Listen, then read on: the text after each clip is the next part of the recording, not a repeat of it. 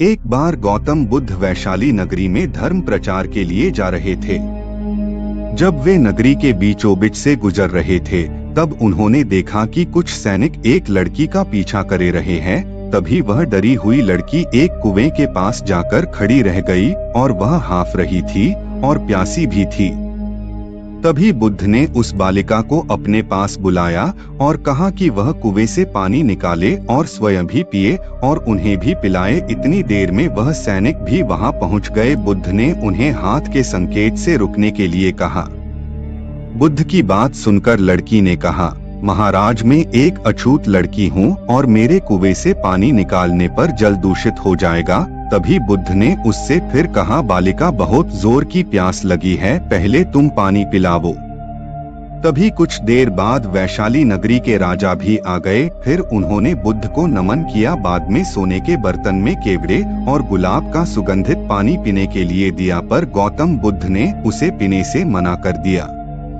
बुद्ध ने एक बार फिर बालिका से अपनी बात दोहराई। इस बार बालिका ने साहस के साथ कुएं से पानी निकाला और स्वयं भी पिया और गौतम बुद्ध को भी दिया। और पानी पीने के बाद बुद्ध ने बालिका से उसके भय का कारण पूछा।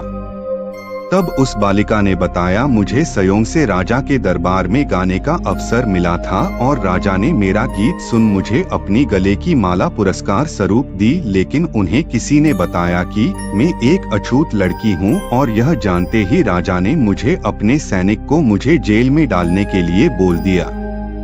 मैं किसी तरह उन सैनिकों से बचकर यहाँ तक पहुँच गई और आप मिल गए।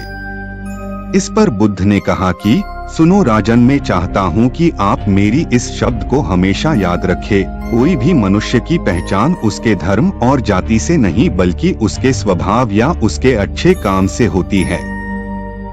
जिस बालिका के मधुर कंठ से निकले मधुर गीत का आपने आनंद उठाया, उसे पुरस्कार दिया, और जिसके कार्य इतने अच्छे हों वह अछूत हो नहीं सकती। और उस बालिका के साथ नीची सोच और छोटे कार्य करके अछूत होने का परिचय तो आपने दिया है।